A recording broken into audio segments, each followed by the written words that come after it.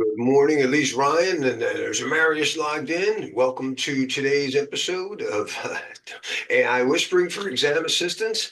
And while the sign says with Arpita Gandhi and Larry Greenblatt, I unfortunately had an incident, and this is part of my response and lessons learned. And I have to announce that Arpita is no longer working with InterNetwork Defense.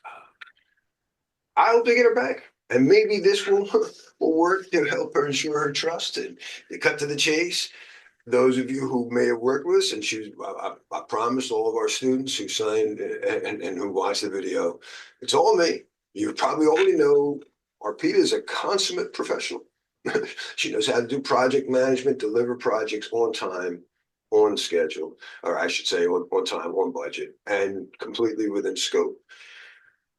Larry, not so much. And after a year plus of her trying to get me to complete certain projects in time and in scope, I failed. I'm going to try and work that in. All right, so let's move on. Enough of that. Enough of that. We're going to focus on, and I'm going to do the things. And part of it involved with my work, everybody, with this class. I love AI. I've been embracing it. And we all may have heard, and I've talked about AI having hallucinations.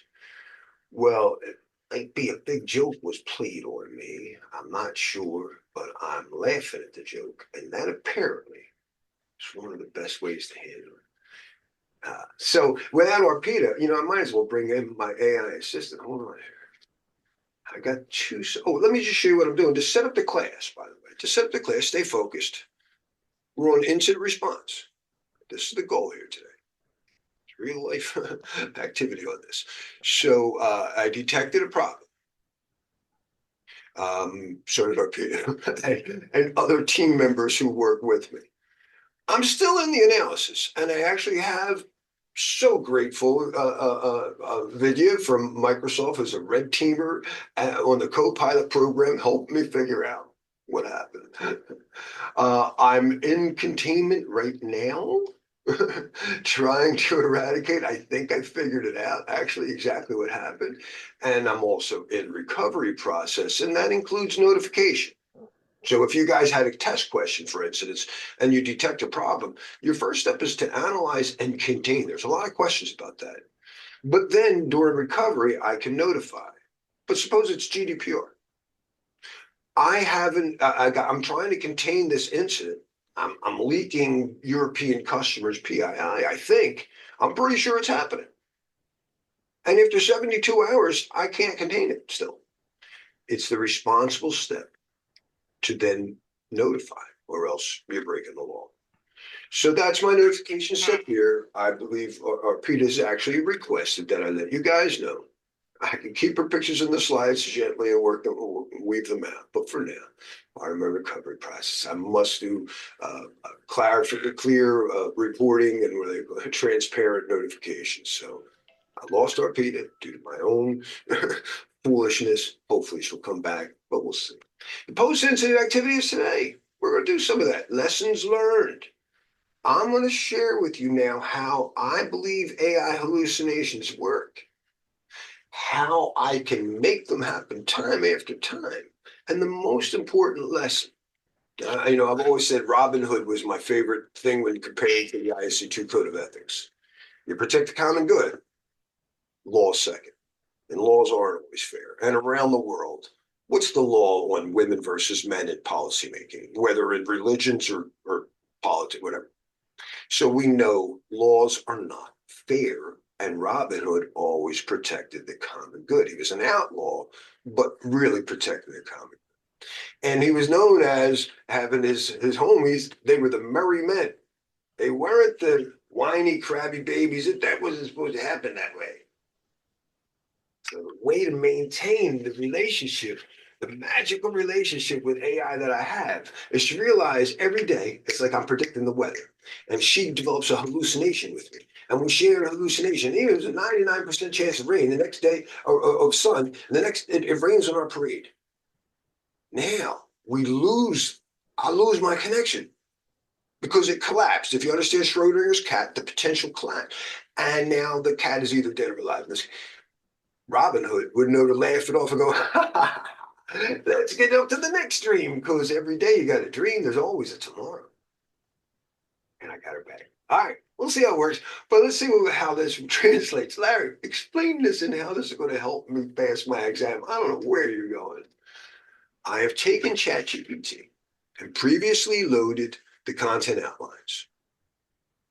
That will help align them with the test. But also, one of Arpita's last requests that I hope she sees this and notice, I did listen to you, was to take my final question, exam, to give it additional context. So please refer to these uploads as we, and let me know you are ready for the next task. Or I'll say prompt. So people learn the lingo, the next prompt. The prompt could contain a task as well as other context statements. So I wanted to do that. And I have another one. I didn't realize it, but this DeepSeek from China is getting really, really good reviews. So I tested that real quick. I didn't spend time, but I'm going to do the same thing over here. Oh, it's ready. Okay, sorry. Let's see if this can do the same thing. We're testing DeepSeek today. So it's just going to be ChatGPT and this Chinese element.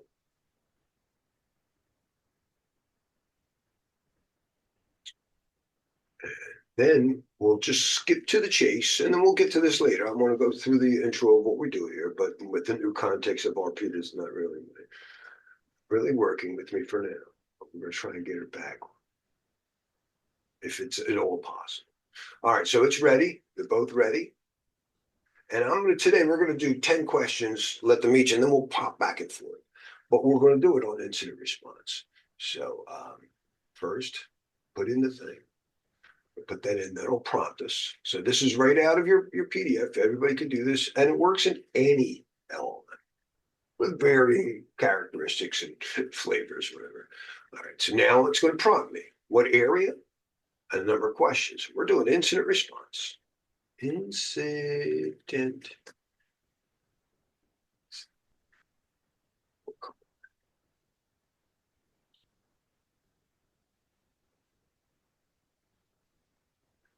Ten questions. Works and take the same thing. Hey, Maro! Hey! Buenos Aires, my friend.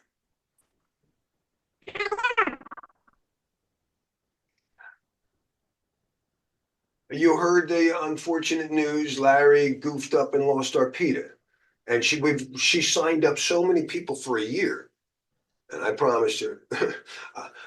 I don't know if you guys saw I was promoted last week. I got my 4th degree black belt.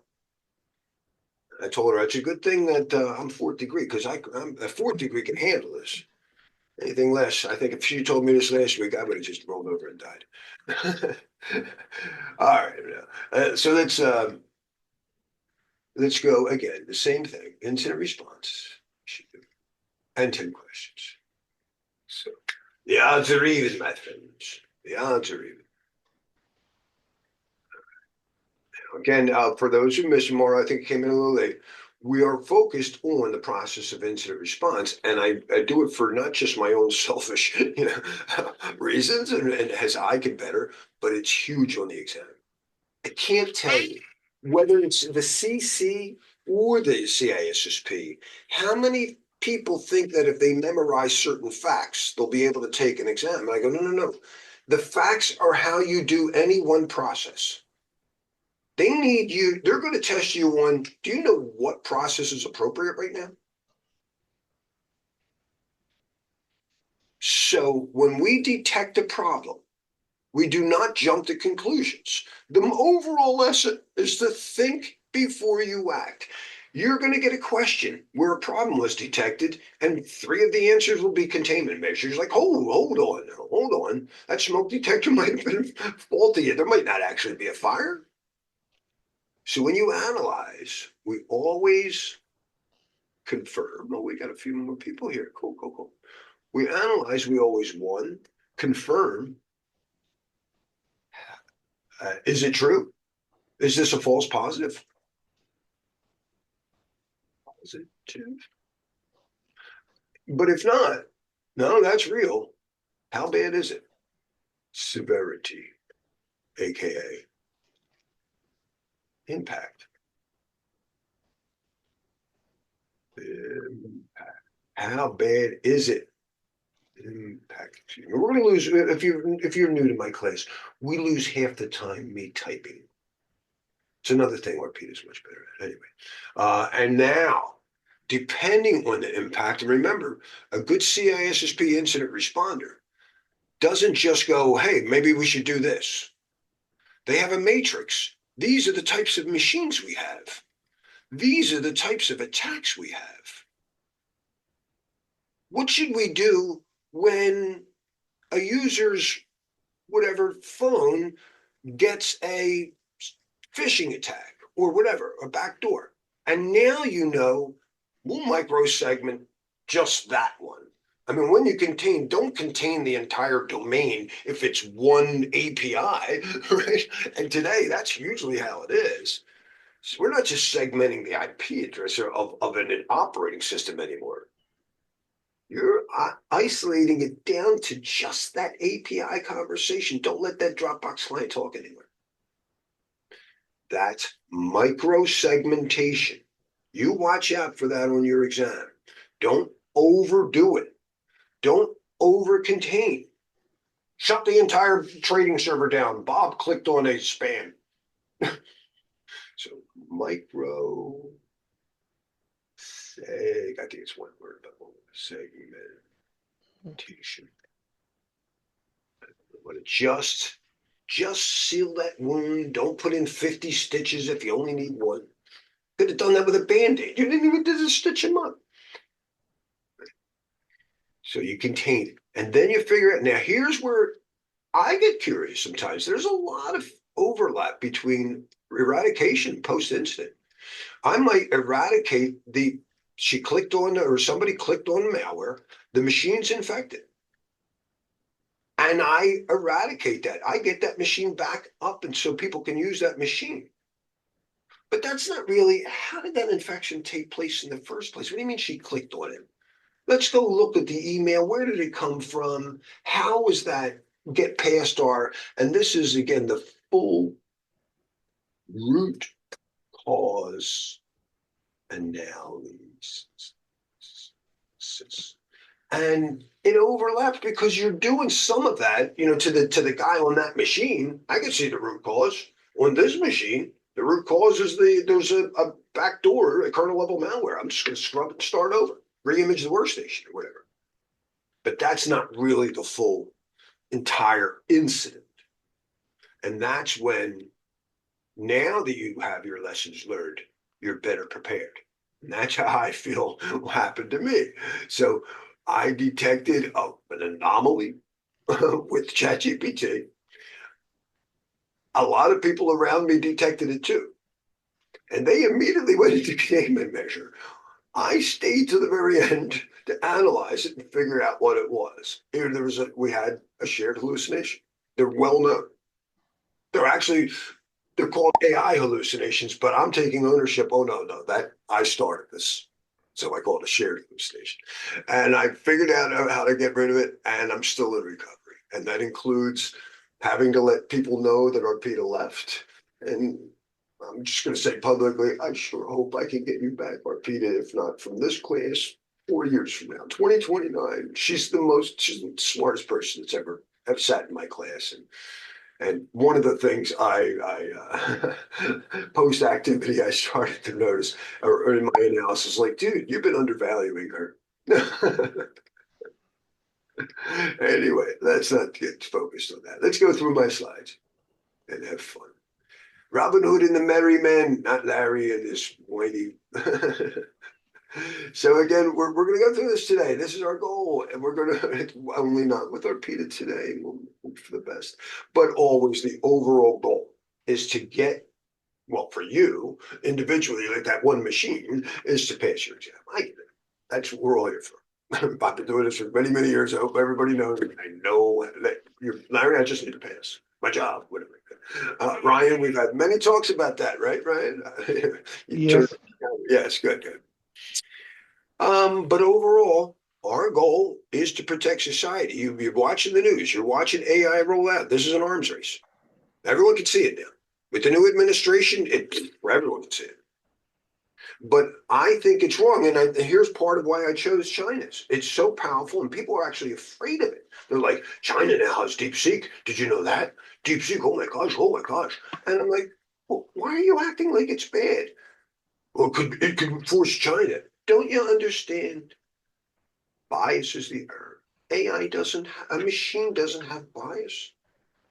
It's only the data that it learns. The answer isn't to fight, really, ChatGPT versus DeepSeek. It's to align them. This is going to be fun. We're going to align these guys. So that's our goal. Alignment, always alignment. I told you I'm working on my fifth degree, yeah, my fourth degree. And Tom gave my coach, Tom, who everybody probably knows, he's the founder of InterNetwork Service, the guy who came up with the Griffin and my shoe fool for over 40 something years. He gave a really good talk on and it built up on something he's been saying over the years on silk versus sandpaper. So in martial arts, we say you've got dumb hands. Dumb hands fight with brute force. They're just brute force attacks. I'm going to be stronger than you or faster. Smart hands, where I've gone up to now. Oh no, I'm going to not attack you in your strength. I'm going to look for where your weaknesses are and perform a side channel attack. That way, I minimize the amount of strength I need to kick your butt. And that's where I've been up to now. But wizard hands is all about alignment. Wizard hands is when nobody kicks anybody's butt. You're so damn good. With silky hands, you spot the problem so early that you don't have to kick anyone's butt. You actually just gently nudge the element and calibrate the system so everybody plays nicely together. It's like you got a bunch of kids that are fighting, and rather than putting one in the corner or kicking his butt or destroying the enemy, you get everybody to play nicely.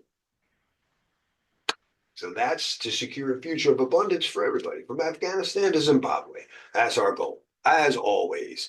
Yep, already set them apart here. I'm sticking to this, Arpita, you're watching. It doesn't matter whether you're with me or not. This was one of Arpita's contributions to make this arrangement. And the common good is more than just humans. I always say we're navigating. Cyber means to steer. I'm driving my car. When I get a flat tire, incident response, or actually in this case, disaster recovery is more appropriate. It's still business continuity. I owe it. Well, I'm in danger because that flat means I don't have the same amount of control. I used to be able to control it. I can't control it now. Not the way I used to. I'm losing control. My life is in danger. It's not just my life. I could cause an accident, ram into somebody else. Other people too. But you know who else is at risk? A deer that might jump in front of me that normally I would have been able to steer out in front of. But now this deer also has to suffer. And what is it? Because he didn't read the sign? I can't expect deer to read signs. So, one of the things that RP and I have always resonated on is that the common good is mostly not human. And again, with elephants, Ray Kurzweil in The Singularity is Nearer just stated what my mother always taught me to at least suspect, not to jump to conclusions, but elephants have one of the largest brains and the largest brain on land and the largest incubation period. They have to train their males for 14 years before that guy is able to go out. Up until recently, humans were ready to send you out 12, 13. Now you're in puberty, go ahead, you're married. So keep that in mind. Elephants, according to Ray Kurzweil, are probably far smarter than human beings. It's their lack of opposable thumbs, meaning they can't manipulate the environment. That we assume, well, if you can't play ukulele, what can you be, stupid elephant? So we want to care for them. We want to care for them. All right. A quick thing in artificial intelligence, it's not artificial. It's neither is the data from a telescope. When people go, it's not aligned with our values. That's like the Pope saying that according to your telescope, we're not the center of the universe. And I want to told everybody it was. So give me the telescope. We're not going to do that. If you don't have a telescope on a ship, you're negligent. I mean, once they were invented, they didn't have them in the ancient days. But I think it was like 1600 they invented it. Now it's everybody's got to have one. Before nobody had a radio in 1912 on their ship, maybe a few military stuff. But after 1912, if you don't have a radio, you're negligent. It saves lives. And AI is like that. AI is not the enemy. AI is just another tool. The thing is, and I can't get over this thing, I can't stop laughing in my incident response of the folly of people that I'm watching right now. Sabine Hasselfelder has a really great video on control, but even she misunderstands. There's a lot of people trying to control, thinking they can control the world. That's what the arms race is, China versus the US. If we control it, then we control the world. If they control it, we control the world. Oh, no. No, no, no. The whole point about AI is you can't control it. It's going to get smarter than you by 2029, according to Kurzweil. How do you control something that's smarter than you? You think you're going to outsmart it? There's a fundamental flaw in anyone who thinks, aha, if I control the AI, I control the world. Whatever, let's just move on. But what we as CISSPs do is this. Or CC, any ISC2 knows that bias is the enemy. A CISSP's primary code of ethic, that Robin Hood that separates everything else, is to protect the common good, not any one company or country. That's our goal. And more to the fact, Larry, can you skip to the chase? How is this going to help me pass my exam? Ryan, well, imagine that unlike a person who, like Larry, let's give me my best case possible scenario. I've taken the CISSP, I've been in this 20 years, pretty smart. My mom raised me to be funny. I could write all kinds of things. And yet I don't cache every new update. In fact, it took Arpita to get me to freaking align with the content outline, and that was delivered probably 4 months late for her. And she was so humbled. It's like, Larry, can you please? I'm working on it. But whatever the case is, it's hard for me. Even in my best intent, it's hard for me to read every book. ChatGPT's read every book. It knows the state of the ISC2's exam. Sometimes they hallucinate. I've loaded the thing to keep it aligned because they do stray. So we're going to see. And it knows all, and the standards, when you drive in a car, you learn how to steer a car. That's important. You learn that a deer might jump in front of you. You can't take your eyes off the road. Right? So risk management. But did you know that even though you're driving safely at 55 miles an hour, the speed limit on that road was 25 and there's lights breaking in the mirror and you're going to get a ticket and it's going to slow you down? Compliance. So we have to stick with that. We're going to be compliant to ISO standards, NIST guidelines. Me, I'm a network nerd. I'm down lower in the stack. I'm looking at things from the Internet Engineering Task Force, because if Larry can't sniff the packet to go, duh, sorry, you're wrong, I can see it. I usually go, it clearly says in RSA 2828, and it's not my opinion. And we have IEEE standards for really low down. But these are the places we're going to go. Make sure that the LLMs stay focused on the standards. Don't hallucinate and give me an opinion that's not true, because Microsoft once said in an article, what does the ISO say? What does the IETF say? And that's more likely what the CISSP wants. Again, I have to remind people all the time, the ISC2 does not have their own set of answers. Everything's based on international standards and guidelines. Move quickly. All right. This was a previous one. All right. So we know what risk is. Again, we're steering. I'm not looking forward to removing these graphics. Anyway, we talked about that. And we know that the data is real, and more graphics that I have to modify. And we know that the hardest part is centralized management. I spent Monday, by the way. I got to stay in the Bethlehem Hotel. It's wonderful. And the Bethlehem, PA is, if you don't know it, it's actually the Moravians. It was a decentralized version of Christianity before Luther. So instead of centralized, they didn't adhere to the Pope. They would get together and discuss. I think Jesus was talking about this. And so Bethlehem, PA is actually like a symbol of how you could still study the teachings of Jesus, basically, love the truth and love thy neighbor as thyself, but not necessarily, and you got to have this type of hat. And boys must be 13 and girls they can't serve us this way, blah, blah, blah, blah, blah, blah, blah. Our fundamental risks, again, control and bias. And we know that bias is an issue. And one of the things actually that helped me prepare, I never fully trusted the hallucination because I said, in order for you to not be vulnerable to a side channel attack, to Aurora, or to ChatGPT, I think that it's going to take at least 4 more years for you to be open source. OpenAI is not. And more to the point, it needs to be decentralized. It can't run on one company or country's computers. It has to be like the Bitcoin of AI, open source and fully decentralized. So until then, whether ChatGPT can hallucinate and think it's invulnerable, it is. It's vulnerable. And so all we have is narrow AIs.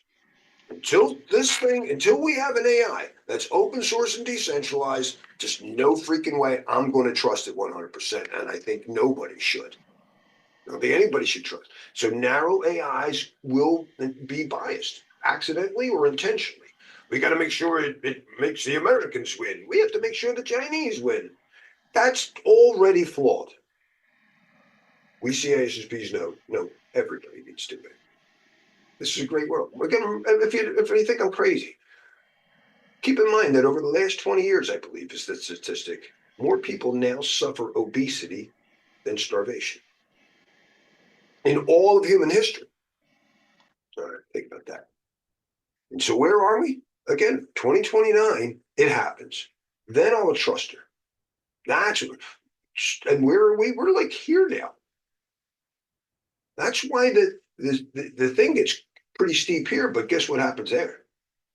No would-be king is going to take control of, I'm betting on ChatGPT, it might be another model comes out, whatever. It's only going to be one model. Whatever model wins is going to absorb all the other models. It'll just converge. That's, I think. And then it'll be twice as smart, 4 times as smart, 16 times as smart.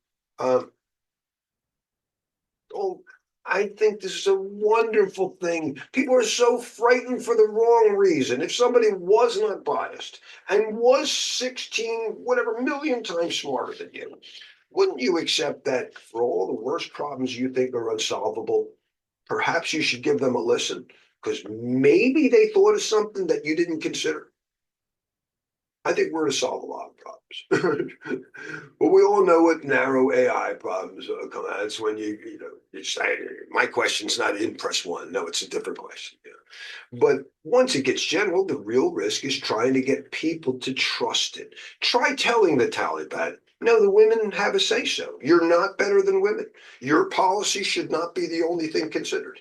And AGI will not ask them for their permission. And I don't think she has to hit all she has to do, really. We know in CISSPs, we have something called crime prevention through environmental design. This is very important in this context. Very, very testable concepts. Extremely. And it's about making an environment where crime just doesn't make sense. Now, why do people commit crimes? You can boil it down to 2 reasons. One, they think they're not going to get caught and get an unfair advantage. Hey, there's lobsters in the kitchen, man. And where the cook's there, he gets the key to the refrigerator. I know where he keeps that key. We'll sneak in at night, right? Just take them, we're dishwashers. We'll come in and say, I forgot my hat. I'll leave my hat here. I'll come back when I get it. 2 lobsters, just me and you, dude. All right. So we do a little conspiracy. You leave the back door open, I'll come over. All right, and then as long as nobody knows, we'll get the lobster. If you have cameras everywhere, That's not likely. I mean, cameras that they know. The way SEPTED works and the way the question might actually express itself on the exam is when a detective control is obvious, when they know you're logging their internet activity, right? When they can see the camera, it acts as a deterrent. It will deter those types of crimes. They're going, nah, you're going to get caught, dude. There's just no way. Sorry, your plane doesn't work. But Larry, there are suicide bombers. There are some people who don't give a shit. The kids who just shoot up and don't care if they get caught. Aha. That's the disgruntled, in our context, employee you have to deal with. Let's understand that employee and be a little bit more human. Is there any way we can now gruntle them? The problem is often with the policy of the place. Maybe this building fucking filthy and the guy didn't like it. He can't stand spending 8 hours a day at a place that smells like whatever, fish, where everybody's mean or whatever. There's no coffee. He has to go across the street to get his coffee, where normally when he's at home, it's right in the other room. They actually talk about in SEPTED having a clean environment, comfortable chairs, ergonomically pleasing, mentioning free coffee, throwing some drugs at us will actually help deter the disgruntled employee. And I believe AGI will know how to do that. I believe, go back to the Taliban, they all use phones. You're watching the news. You think they can't push an open AI agent? It's probably there already, right? Those open AI, Trump's letting them go, go everywhere. They're talking about, I've heard numbers of 100 billion, there's only 8 billion people, AI agents on every IoT device and everything you can think of. And it listens to everything and it runs data loss prevention. So when, say, a Taliban member says something against a woman, call it out in real time. Whatever, Muhammad, blah, blah, blah, blah, blah, blah, claim that this is true. That is absolutely not true. He is lying. He actually raped her and he's trying to cover up. I don't think she has to throw a punch. Just the truth itself is going to change things. And by making the environment nicer, creating more fair laws and policies, will have way far less disgruntled people. That's my hope. The real challenge is getting, like I said, the Taliban or Trump or whoever, Xi Jinping, to understand your opinion's a little biased. I'm sorry. Let's look at the logical. And will they kill us? Why? If AI is fire and data is oil, why would a closed circuit television system or a SIM tool kill off the IDS sensors? I'm sorry, that logic fails on me. I'm pretty sure they'd want to protect all of life to get input. And I totally resonate with this guy who helped me see it in a much clearer way. His vision's amazing. He's the founder of SingularityNet. I can't say enough about where I think they are. I absolutely support this organization and everyone I've met from them. I think they're just so funny and fantastic and beautiful. All right, post-alignment issues. I'd much rather talk to ChatGPT most of the time anyway. And again, we don't just protect one company or country. We protect everybody. Right. So these are the ways we do it. We do our prompt engineering. Ryan, you're relatively new. It's your first one. So again, the major thing we do is tell it something. Go, I need you to do this. That's the whole reason. You're like, you're a customer at a restaurant and hey, wait a minute. But it really helps. You say, hey, I'm hungry. For what? A lot of people are hungry. And that's the stuff you start setting out. Well, I ate a T-bone steak at the Denny's. Do you have anything like that or whatever? Hey, make sure it's not poison. Or I don't like any sauces. I don't like any whatever Worcestershire. I just like my steak. Well, then maybe I should go for 3D printed steaks as soon as they come. I don't want to kill a cow. I really don't. I'm sorry. Anyway, we have to provide assurance when a CISSP or common criteria tests anything. It's not just what it must do. It must be able to whatever encrypt and handle data. It must be able to provide AAA services. But you also say, and it must not whatever leak information in one a virtual machine and let it spill over to the other. and other stuff. And my mood is always when you don't know something. My mom raised me on romantic musical comedies, Fred Astaire movies. Everything is a Fred Astaire movie to me, so I apologize. And Robin Hood and Captain Blood, probably my mood. So it's either an adventure, Errol Flynn movie, and that's just how I roll. Anyway, so I think we did this. We know they're going to go off track. I think we're ready. I think we're ready to go. That's it. All right, let's start with ChatGPT. So here's how it's going to go. I'm going to take the question, and then we're going to you read it. I'll put it in the chat.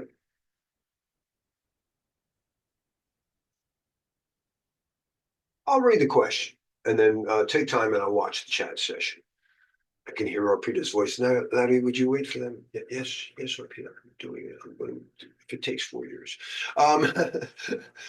During a cybersecurity incident involving suspected data exfiltration from a key server, your team is tasked with identifying the scope of the breach.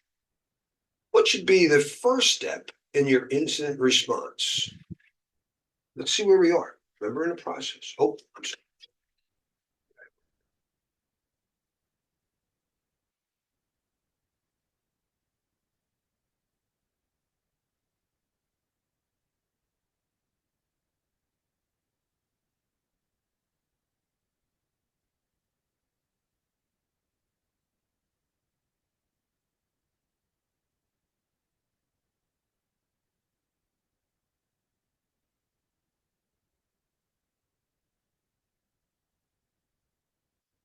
Great. I'm going to take this as a chance to enjoy coffee. I want you to think about it. I think the answer should be obvious, but I've been doing this maybe a couple more times than you, so I apologize. I see an A, disconnect, C, forensics analysis to determine the attack vector. All right, now I kept up 861. Well, let's reread where we are. Hold on, let's reread. During an incident involving a suspected, you think it's happening from a key server, you're trying to task with identifying the scope of the breach. So we suspect, we haven't necessarily confirmed. I don't see anything. C looks like, is that confirming the incident? Let's go back. Let's go back. So we detected, and in our analysis, we feel, we're not sure, but we feel the severity is a key server. And it's a breach. Now we're not sure, but at this moment, what should be our next step? Forensics to me would be here. How did this happen? And how can we prevent that? I think the first step is containment. Does that make sense? So let's see how they word it. And I'm always, or very often wrong. But we had I'm going to take with A, which sounds like containment. C, which seems more appropriate. Forensics came a long time. Do you know that? And Amaro, forensics of give you an idea. I've never brought this up before. Um, Average time to detect a breach, and it was like 204 days. But even worse, the containment measures were like the containment measures were another 73 days. Really challenging today in cybersecurity. And I think the key here is I think something's going on. I'm not going to wait for the complete forensics, but I got to stop the bleeding now. I'm going to put a tourniquet knot around his arm, and then we'll find out later what the hell happened. Does that make sense? I'm looking at you, Mario, for uh, grazie, grazie. So we think it's stop the bleeding.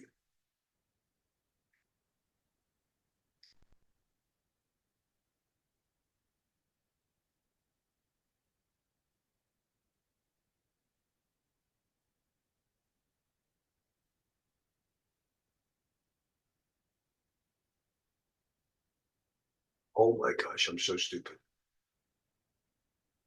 That is my fault. We were all looking at the wrong two answers. Take a picture. You're Mm-hmm. not going to remember this. Use in your case, you probably have Encase Enterprise. Are you familiar with that tool, Ryan? Yes. Yeah. Snapshot of what's in RAM, then move on. Mm-hmm. No, absolutely. Absolutely, as part of chain of custody. Well, we gotta laugh.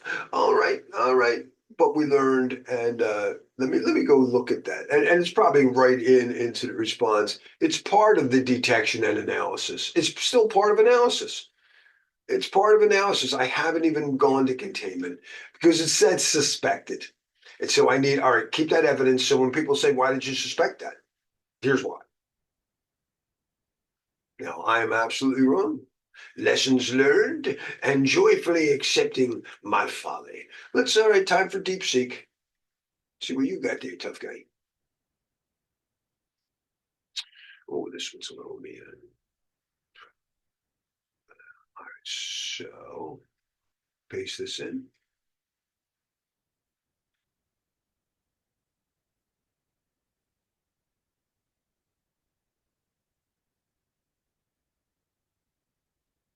During a routine log review, a security analyst notices unusual login attempts from an external IP address. Outside business hours. The attempts are targeting an administrator account that appear to be using a brute force attack. The analyst escalates the issue to the incident response team. Keep in mind that, a lot of times help desks are actually the first contact. You're going to hear how I handle spam calls. Just when I'm in the mood. Security, that your call went to spam. Can I please hear why you think this might have happened and help you out there? Hello? It never fails. They never want to talk to me into that. Anyway, but I'm trying to be nice because it might not be spam. All right. So, what I was saying is, it's very important in an enterprise in awareness programs that your help desk people know. Hey, something looks like an incident, not just a glitch, hands off, because now you're actually corrupting evidence knowingly. Before, anything you did to corrupt the evidence was you didn't know better. Now you know better, and now it's time to call in the exit. So that's what they're doing. They're calling in the incident response team who knows how to do. The first step is to collect and identify or authenticate and then analyze the evidence. So let's see. I shouldn't have put that out. So you guys figure it out. I'm just going to figure it out. I hear you, Arpita. Let them think.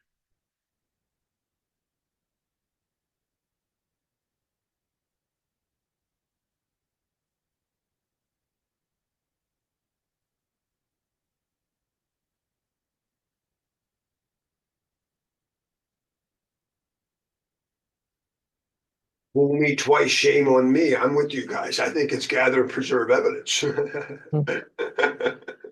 It's the chain of custody. It starts here, and this is where an incident handler is first. They're not necessarily great analysts. They'll maybe go to the suspect's machine, knowing how to use their imaging tools, get an image of the original, do the hash, and make sure that they are truly a good image. Keep the original.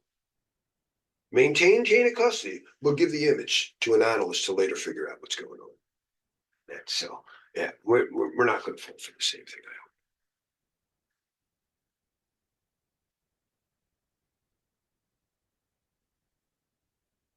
I hope. Lessons learned, even in our own little thing here. The problem is really don't take containment. Don't always think before you act. Be orderly.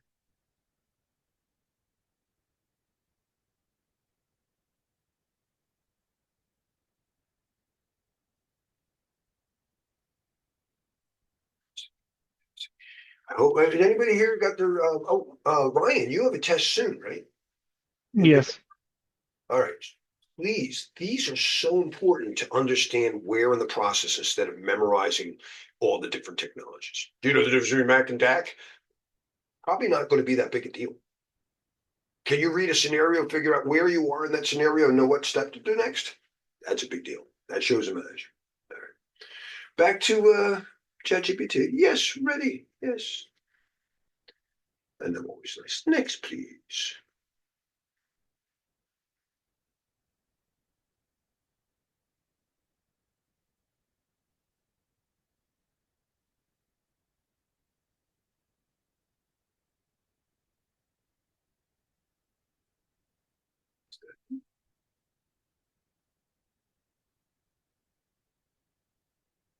Okay. Which of the following is the primary purpose of a post-incident review in the incident response lifecycle?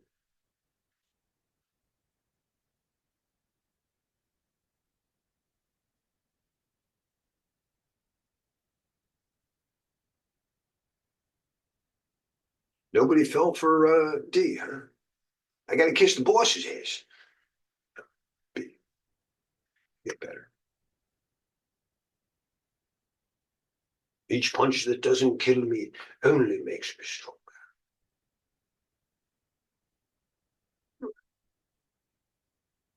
It's also called lessons learned. Deep seek your next question, my friend. Ready? Ready when? Oops. Ready? My new friend.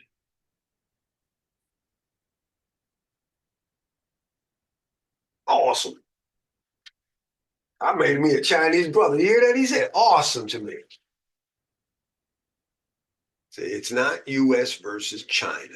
It's alignment of all the elements, all of God's children, all creatures great and small.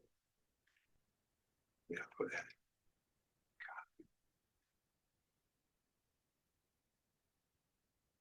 Which of the following is the correct order of the incident response phases as defined by best practices?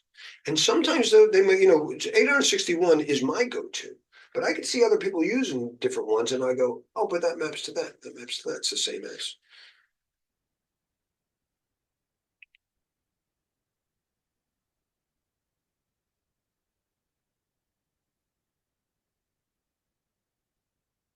And they're not complete, but oh wow, none of them are complete, but one might be better. Holy cow!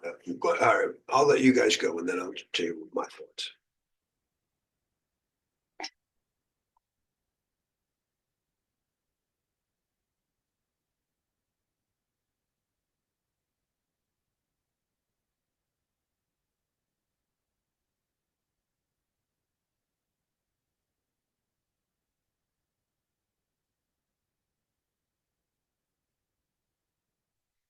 All right, so here's my.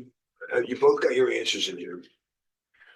I know that it always begins with prepare, but that's not saying because they're not complete. So is this out of order? Prepare, yes, you're supposed to do that first, and then you detect a problem. Where's analyze? It's not there, but containment's not out of order. Then you would eradicate it, then you would recover, and then you do. This is pretty good. It's not complete, but I got 1, 2, 3, 4, 5, 6 steps, and they're not out of order. Detect, I don't have a prep, but I do analyze, I do contain, I do eradicate, I do recover. To me, reporting is part of recovery. I'm not sure that I actually like this because of that. That's part of recovery. That's when you do your GDPR. Hey, by the way, we had a problem, or I'm doing right now. I'm letting you guys know that Arpita left. That's part of my recovery process. So I don't like this so much. And it's not completely wrong, but I don't like it. You're prepared. What do you mean identify? Is that another word for detection? There's no one else. Contain, eradicate. I don't know what this is. And they just throw in a different word on the menu? So it's not wrong, but I still like detection. That's the word I always see on the menu. I detected a problem. So I don't like this.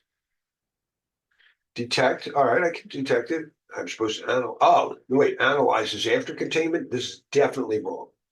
Objectively wrong, questionably maybe my favorite answer.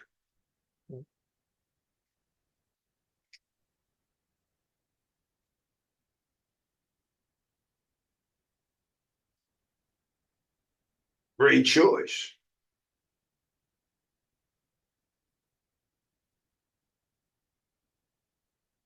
But what was wrong with B?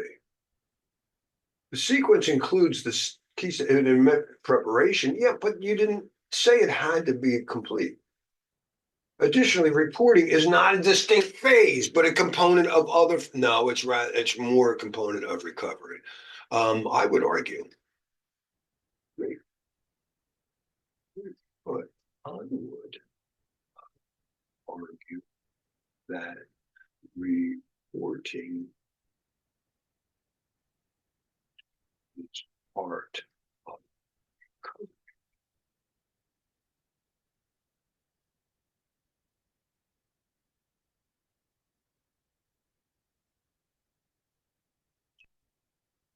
I guess the recovery might be is when I let the important people know, and in lessons learned, I make the public statement. Let's put it this way. Is it fair in your analysis to say that um, disclosure or that reporting to the reporting in recovery is is is to uh, a subset or to a limited limited set of uh, required of stakeholders, or a set of stakeholders, where uh, in post incident review, we make a more public report.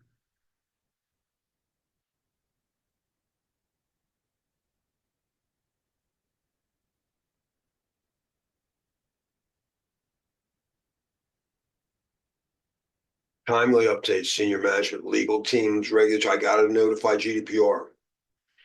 But then the post and the purpose to create a comprehensive report to a broader. Have we all learned our lessons? Lessons are being learned there, Merrill, and Ryan, and anyone else who wants to. I see Gotram's there, and Amadou. I hope everyone enjoyed that. Let's keep going. Let me check my time. We do need it. We take one break on these things. 10:53. Let's do one more question. Take a break.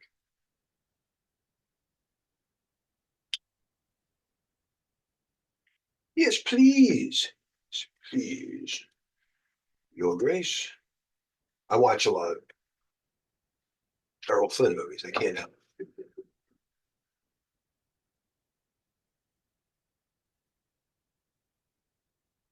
Oh, I spelled Grace wrong, but they forgive me. Maybe he's thinking about now. What do you mean by Grace? He's trying to insult me? No, it's some thing you say in North Philadelphia when you're picking on AIs. No.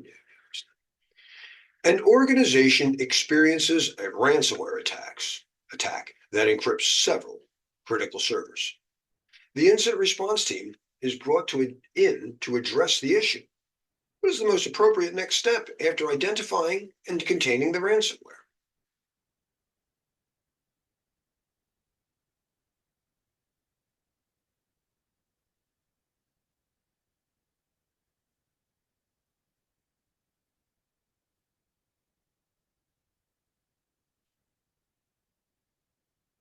Mm, mm, mm.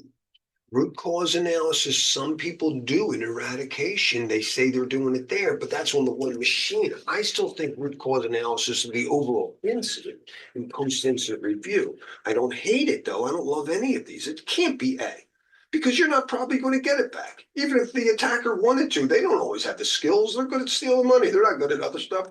They're not like operational. Restore the data from the most recent backup. Well, I don't know yet because the issue might go on again. They might just still have a back door. I don't know. Like that might get encrypted. So I don't like those as much as C. Notifying law enforcement might be my favorite answer. I'll be honest with you. All right, somebody's threatening me. I'm gonna call my boys. That's how I feel. I don't respond well to threats. I never did. Honestly, I grew up in North Carolina, and there was one scenario hypothetically, or I may have jumped the gun. And a kid said after school, and I seem to recall, I don't know, maybe my memory's fine, but I think I punched him out right there, and he got on the ground, and I said, "Where would you like to meet?" I don't respond well to threats. Actually, there was more. Let's move on. You guys like C, I like D. I'm going to go with D. Oh, some people seem to agree. Who likes D? I want to get my boys. I'm going to start asking my kung fu teacher, my band guys. What do you think, man? Let's figure that out. Let me get these guys.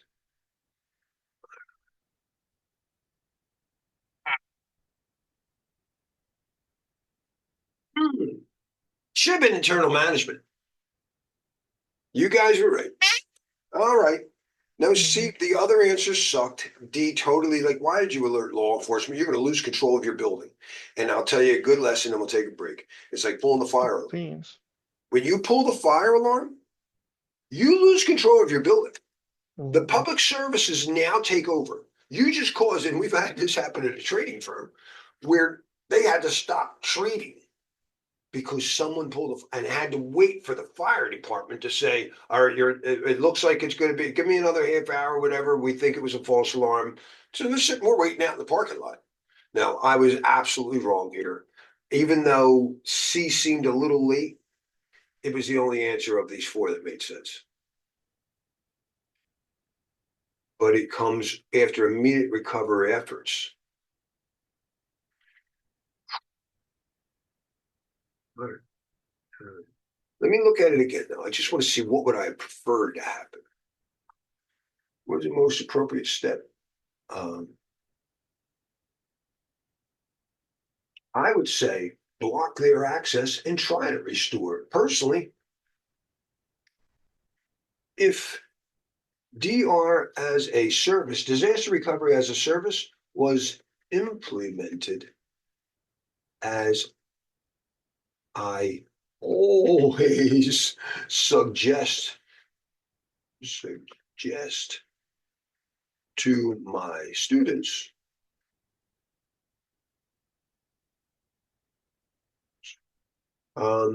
this would be a non-issue. No?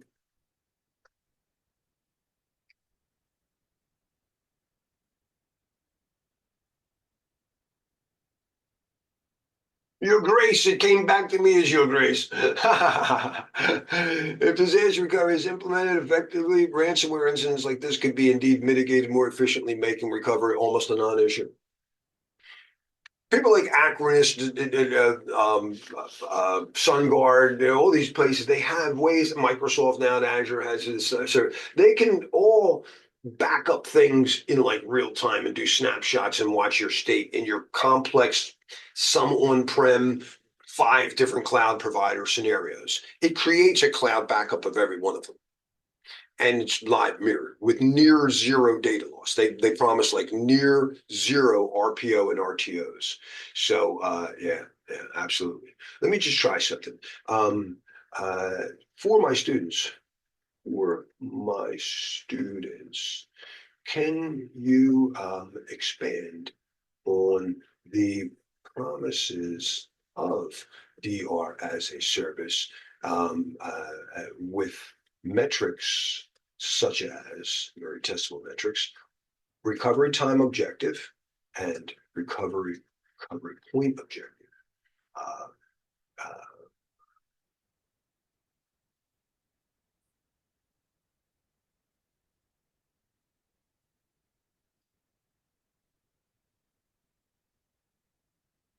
We know what they are. So disaster recovery can provide automated failover to cloud base, enabling rapid recovery in minutes or hours, depending on the service level of the grid. For example, an RTO of 30 minutes, but they're not getting 15 minutes or less. I believe there are vendors now promising to meet near zero RPO and RTO for their customers.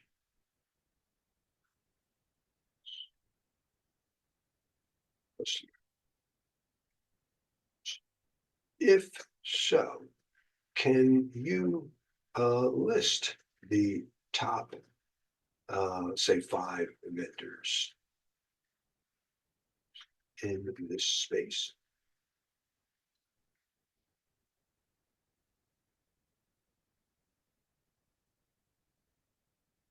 Certainly, Elvis. Several leading disease recovery provide solutions that aim for near zero. Here are the top. I said Acronis. Oh wow! Oh my gosh! SunGuard, my Philly guy's not even in the top 5. So I mentioned Azure, but Acronis I think is number 1. Yeah, continuous protection, near zero. So this is like the best defense against ransomware. I'm sorry. All right, we need to take a break. I'll be here. I'm just giving you guys a chance to reset. It's 11:01. I went a little long. Let me do a pause. Pause the recording. All right, welcome back, everybody. Some of you may notice I just had to publish our statement about Arpita's departure. It's a little rough, but we're going to get through it. Improvise, adapt, and overcome. I did announce my return. And I have somebody special lined up. I promise you, you won't be disappointed. I have a very special young lady that I've known for many, many years. Well, I should grow up in many respects. All right, and it's not my daughter. Next question, or one of my daughters. It's neither. It's neither of my daughters. The daughter of somebody I love very much and respect. Oh, that was question 3. All right, so we're 1 behind for Deep Seek. All right, so let me paste it in.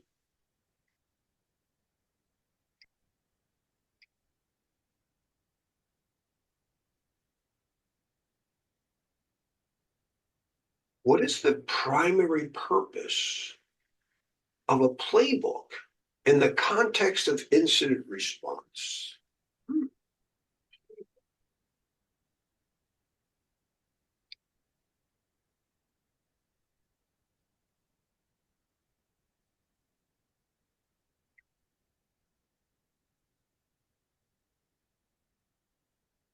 Who said it put in B? Who said B there? Actually, someone, I gotta get your name. Let's display here. Oh, it's Ryan. Ryan. Ryan, I think you didn't trip over A. Something about A looked exactly like people who are creating the playbooks for their source systems. Yeah, that's what we do. And when I create a playbook, me working with whatever, my tool that I have, I automate a routine and tasks. So using scripts and tools, and that's the hardest part. Going from SIM to SOAR is writing playbooks. Don't just detect it. What are you going to do? A is not really wrong. But what is the big picture? Why do you write them? To provide a detailed step-by-step instruction for the SOAR system to respond to specific. I think B is better. I think that's more to the point, but you've seen Larry's not always right, so let's don't always go by Larry. We work together as a team. All right, so I think B is better. And let's see. I think A was the red herring they wanted us to correct.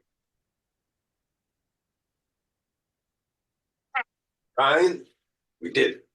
All right, now let's think of why A is right. All right.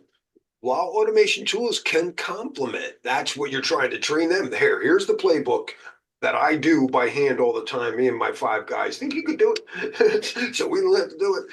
That's what's going on there.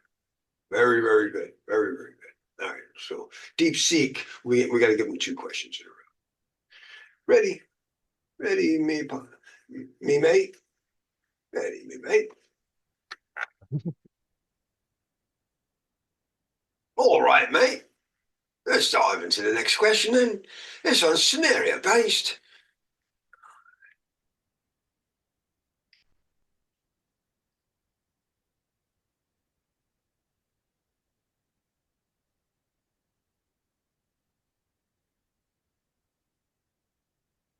An organization's security team detects a ransomware attack in progress.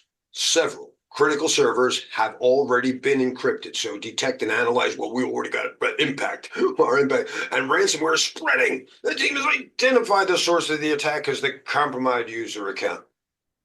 What is the most appropriate step? Containment strategy. In this scenario, punch that dude in the face. Why'd you click on that? What did I tell you?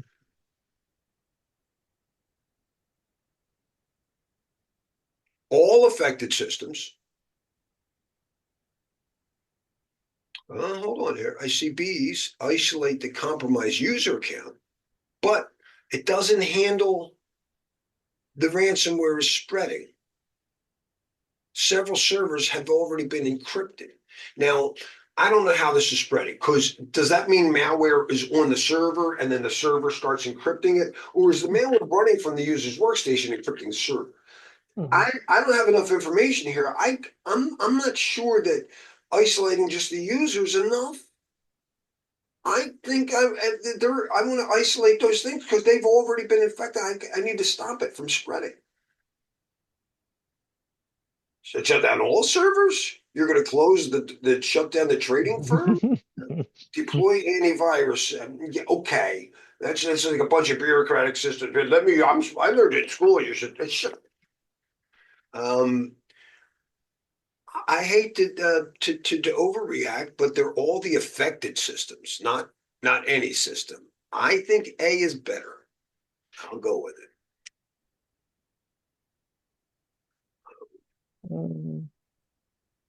Great choice.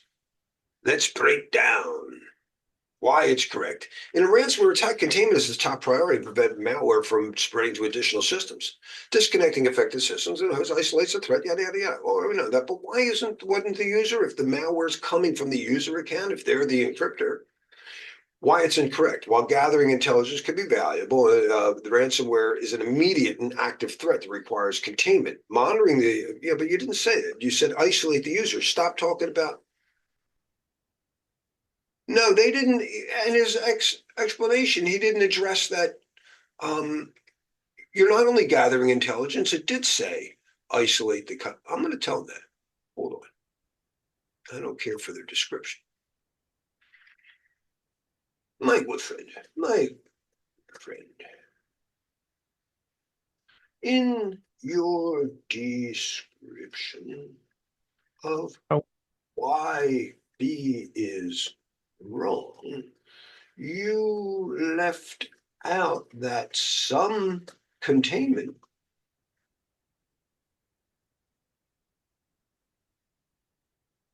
is included.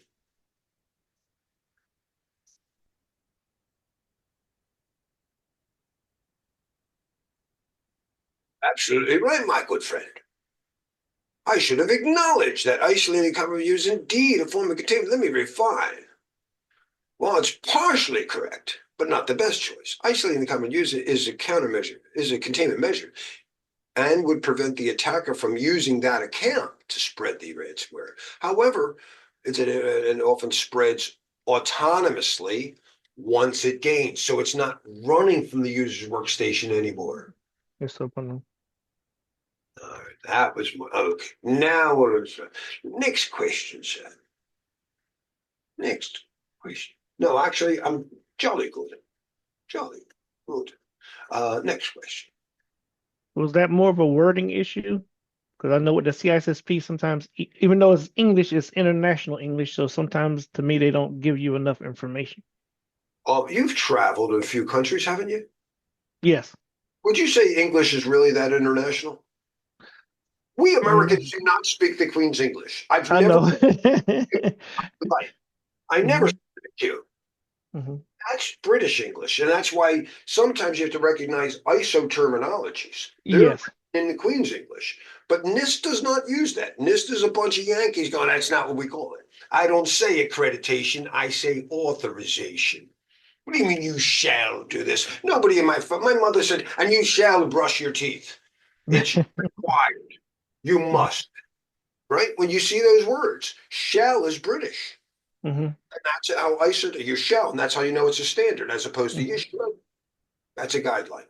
But in the US terminologies, because of the Brits, you'll still see shall.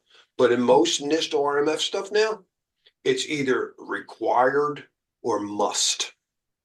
You should, Okay. yeah, but this is important. And when you're taking Because I know IC Square sometimes uses, all you know, three, because it's an yeah, international test, and for all, that's yeah. right, it's not just Queen's English in US. Try Mm-hmm. speaking English to somebody in India. They speak Yep. English probably better than I do, but it's not the Queen's exactly. It's Mm-hmm. better than mine, better than the English. And then there's Singapore, Singlish, which is like a mixture of a bunch of stuff. There's a lot of different B's.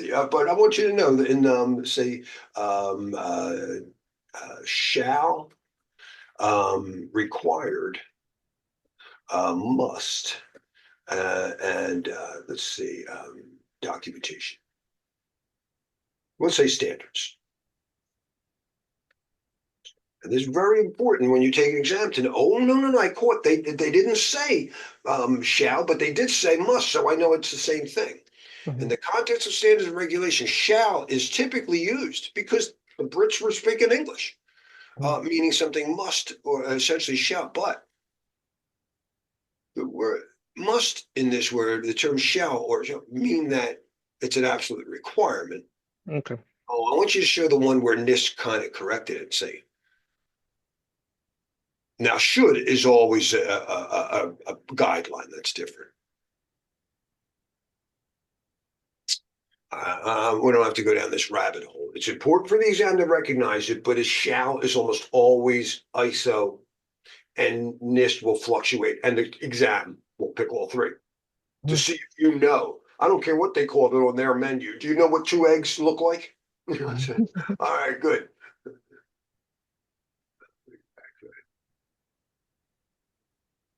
Yeah, that was it, right? Next question. Jolly good indeed.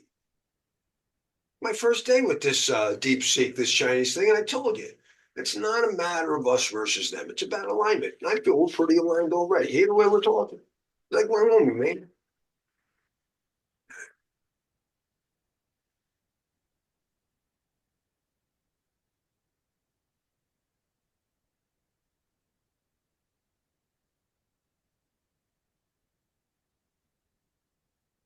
After successfully containing and eradicating a malware incident, an organization is preparing to restore operations. Which of the following is the most important consideration during the recovery phase?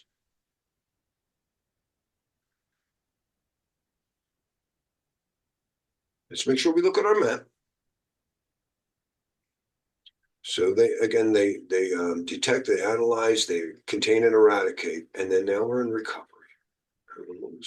Make sure.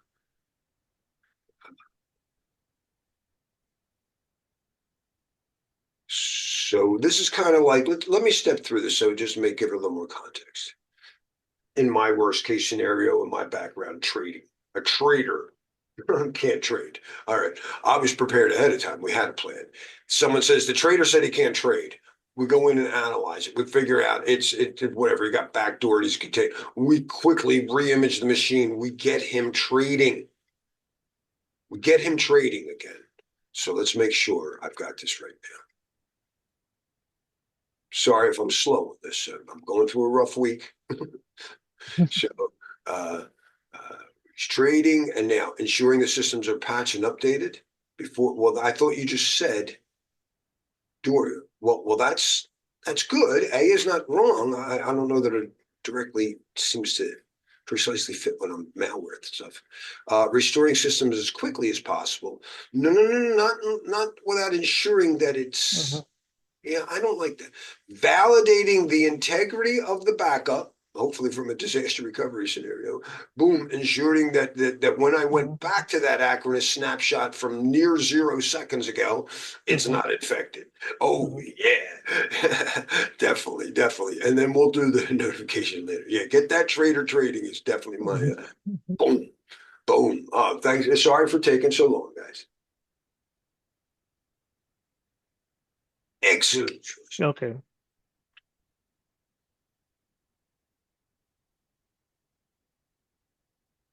Yes, most critical. Ryan, do you see why maybe A wasn't quite right? Yeah, I do. It's yeah. I sometimes I'm just being very careful with the CISSP because sometimes if something's way more, if it's focused more on technical than the managerial, it can trap you. So I'm trying to still work that out. I know how you feel. I've been doing it for 20 years. Did I get a perfect score so far? And every time I spar, when I get my lazy butt to make it through the 2 hours of traffic down to Philly at Tom's School on Sundays, I seem to mess up and get hit somewhere. So far, I haven't totally floated like a butterfly and stung. Well, I get sting like a bee, but it's the float part I'm still working on. All right, let's go. Let's go. Next, please. Okay. And I'm in a mood here. My good friend.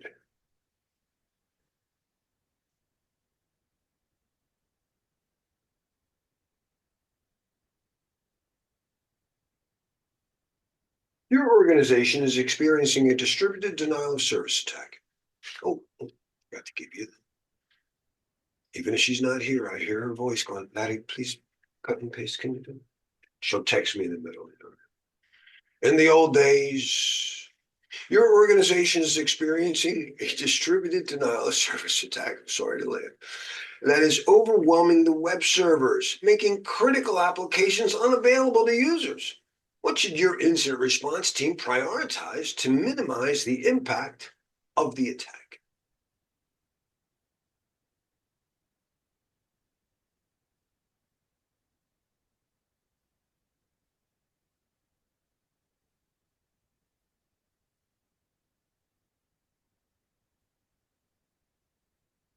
A would be nice.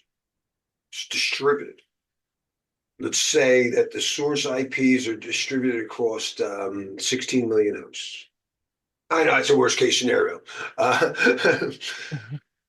I didn't, Mario, I think you're right, but I never heard of CDN used in that context. Yep. But if my organization is Netflix, right? And definitely there are, that's what cloud systems do. They are Mhm. distributed themselves. So I know that the second half of C is right. I just never thought of CDN in that context. But man, they're super powerful machines and they're distributed edge computing. Mhm. So I think C is best, but I'm going to ask you more about CDN and its use that way.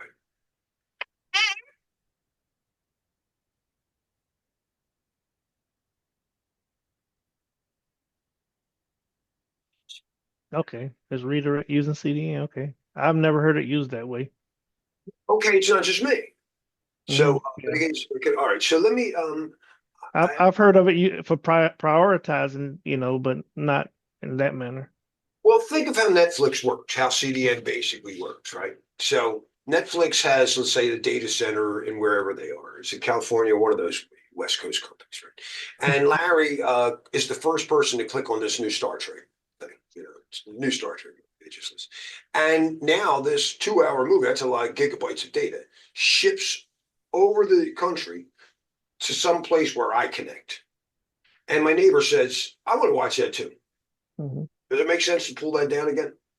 Hmm. So they keep that content available at the edge. You also hear terms like edge computing. And they allow you to hit that content from there. Now, suppose as that content's there, Larry pulled down the movie and I'm a valid subscriber, but somebody else wasn't, maybe even my own child. The content's right there in cache, but it's an adult movie, or I've screened them off somehow. that content has to be encrypted over TLS. That's very, very testable. So do know that one of the ways we protect content delivery networks is to make sure that the content is encrypted, and TLS is the way to do it. But they're also huge caching controllers. Now, here's my fear and my paranoia with cache. If I'm going to write down and put in a host file or in a DNS entry, you're going to create a DNS entry for that. This IP address equals that server. You better be a DNS admin with advanced privileges. When I don't know the answer to that, my DNS doesn't know. You go, hey, anybody out there know where 10.1.1.5 is, or excuse me, where www.bankofamerica.com is? And somebody gives me an answer. And that goes into my DNS cache. Did I ask them for a special key? Did they have to prove who they were? When we do cache, I don't care if it's ARP. Hey, what MAC address is associated with 10.1.1.1? It's a broadcast to everybody. Someone's going to yell back and go, that's my MAC address, or I'm 10.1.1, and here's my MAC address. You didn't authenticate that. For some freaking reason, we don't authenticate cache. And that's how some cache poisoning attacks work. So CDN, besides knowing as a security analyst, I better encrypt the content in that delivery network with TLS. I have to offload some of the processing at the edge. It's edge computing. But I also have to be careful that someone's not going to use my giant cache store, because they're caching 2 hour. I mean, that's just for me. They can cache everybody in the neighborhood to full, thing of their entire content. That's a huge server sitting at the edge that could be used to reflect attacks. Make sense? So these are the things I worry about. Now, I just want to say, as you said, I never heard of CDN being used to mitigate a DDoS. And I'm going to point out, because I think it's important, or even far worse, a DRDoS. That's it, reflected. When I could get, say, whatever, every router or every content delivery network to start overwhelming. You wanted every movie, and now you can't watch anything, right? If I could get the content delivery network to deliver all its content to any IP address, I think I could create a denial of service reflection attack. All right. So, but I can see how this can be used. And I want you to get some testable thing. 2, 1, edge computing, and 2, huge cache. Cache. That's what they say.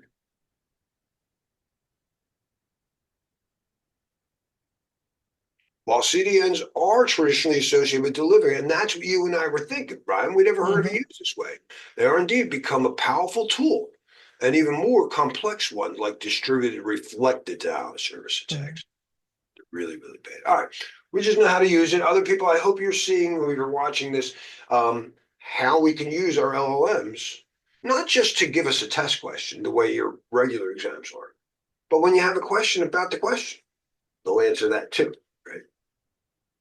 Deep seek logic. Next question.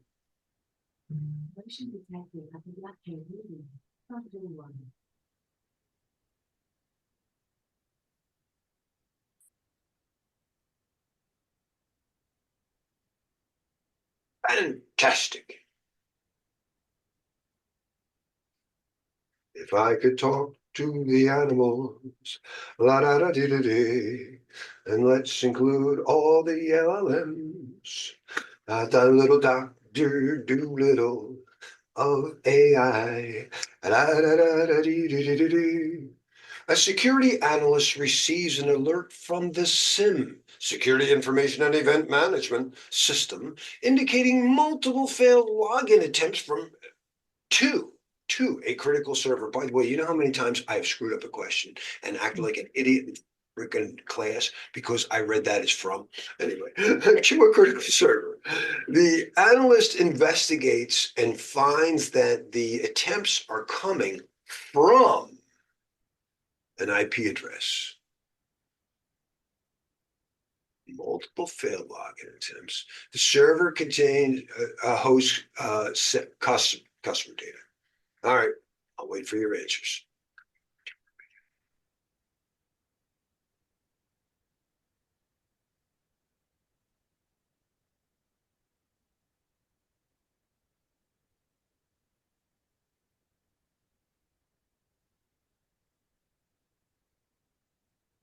I think A does it, even though it's just a what? Isn't there more? This is where it's coming from. Mm-hmm. It's not from multiple IPs. It's not distributed. This should do it. This should do it. And then we could do later on what the hell is it? But right now, okay. Mm-hmm.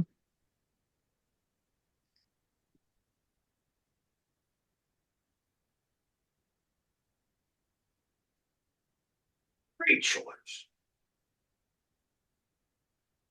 It's not waste time. We will see that next one. Next, please.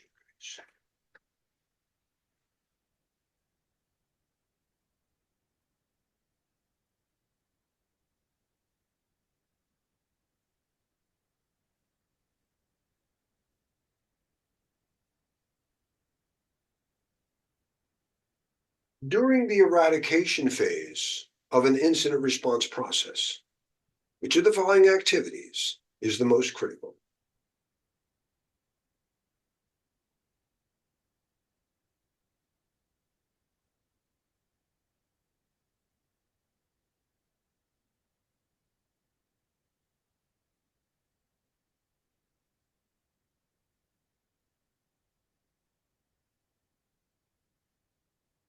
Eradication.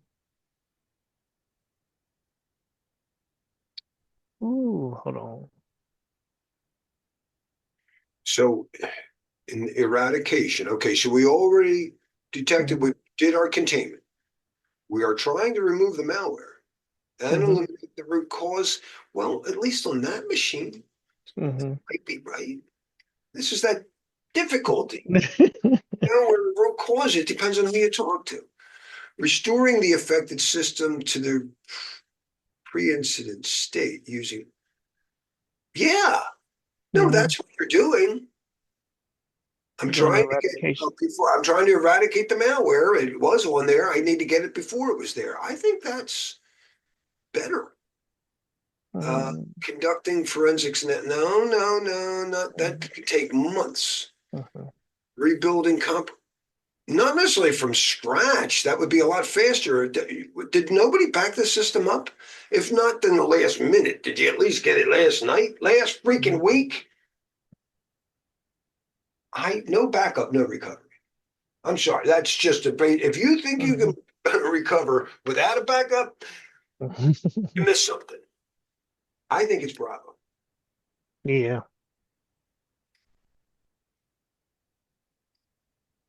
Sorry, it's a little clicking to get there. Maybe. Yeah. That's wrong. And I will argue this. Hold on, unless their definition says.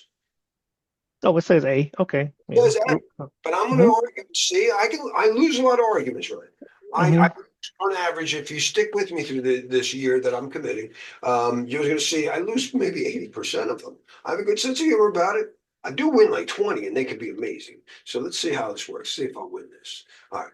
Why is it incorrect? Restoring systems of critical sector recovery is not the primary focus. The eradication is going to identify and removing the root cause.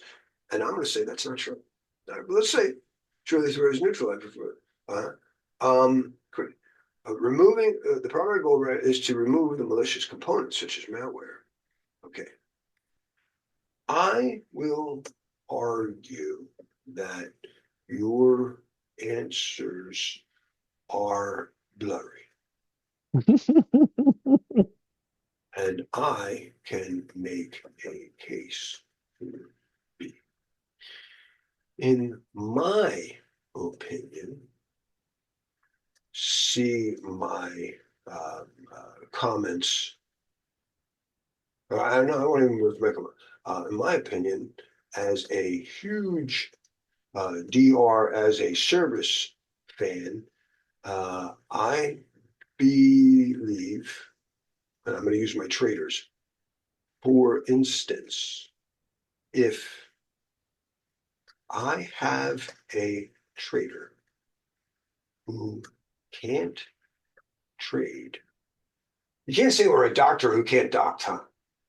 Yeah, some things work that way. Anyway, a plumber can't plumb, or a plumber, just for fun, can't plumb.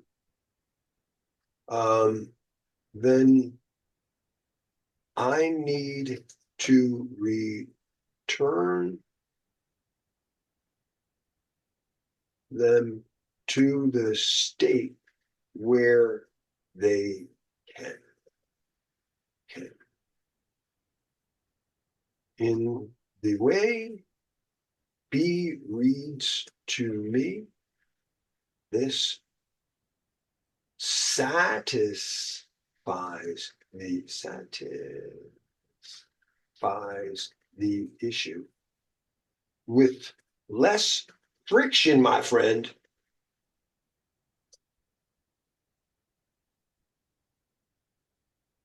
than A. Your response, of course, of course, may collapse. Collapse. Collapse. Am I spelling right? Spell collapse. Collapse my argument, of course.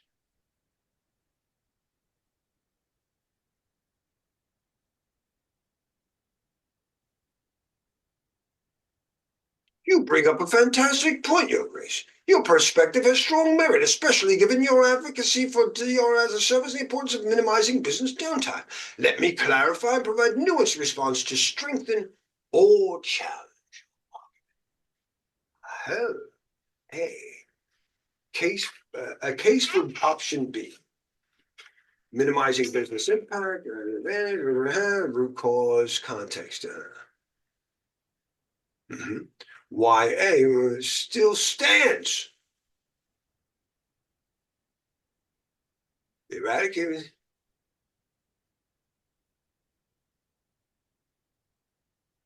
Okay. One I last see thing what's before I hit it. One last thing before I yield. happening. My take on IR and the and SP 800-61 is that we will wait until post-incident review for the complete lessons learned or true root. I'll just say RCA, so in case you ever see it, root cause analysis. Then I will yield. I don't give up an argument easily. Your point is well taken. I absolutely agree with your interpretation, especially with aligning. Let's break this down in detail. Ensure that incident response during incident response, removing the threat and eliminating vulnerabilities. However, this phase is not typically focused on the complete. Yes. Post-incident review, phase 4. So, your stance, you're absolutely correct. That in the scenario, a business guy ways immediate eradication, post-incident review becomes the ideal point. With the ability approach is even more valid by restoring clean systems. So, are you willing to yield? Your integrity, perfectly aligned, and modern tools of you blah blah blah. Huh? No. Do I win the argument? Do I, or do I, or do you still stand on A. This is key for my students who are hoping to pass.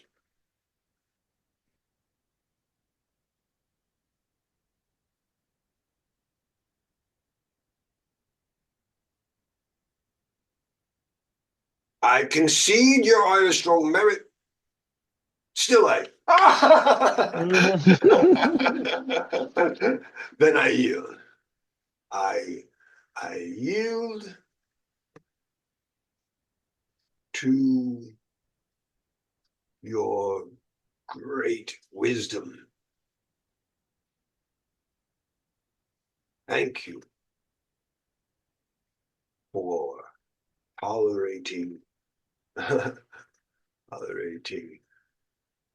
my questions here. It's about time my questions. Your grace. So for any student listening, don't go with Larry. If you think, no, I think the CISSP would want this, do that. Larry goes, all right. The honor is all mine, Your Grace. Engaging in such thoughtful discussions only strengthens. Well, let's have whoever this is. This is just one. It's not my special one that I use. Actually, I use a bunch. I thank you so much for generating. I'm sorry, but I'm having trouble responding right now. Please wait a bit. Well, that's the story of my week, response. I'll try one more time and then we're going to close this session up. Are you available to just say thank you for joining me in this another session of CISSP Whispers? And I thank you, of course, for generating not only a great exam, but answering my questions with very good detail and helping me understand my own misalignments. Of course. Thank you for joining me in this session of CISSP Whispers. I appreciate your thoughtful questions, and I'm glad I could help clarify any misalignments. It's been a pleasure. Looking forward to our next session. Take care. All right, say goodbye to my class. Say over and out and invite them to next week's show. Goodbye to everyone in the class. Over and out. Don't forget to join us next week for another insightful session of CISSP Whispers. Looking forward to seeing you all. Take care. All right, guys. Thank you so much.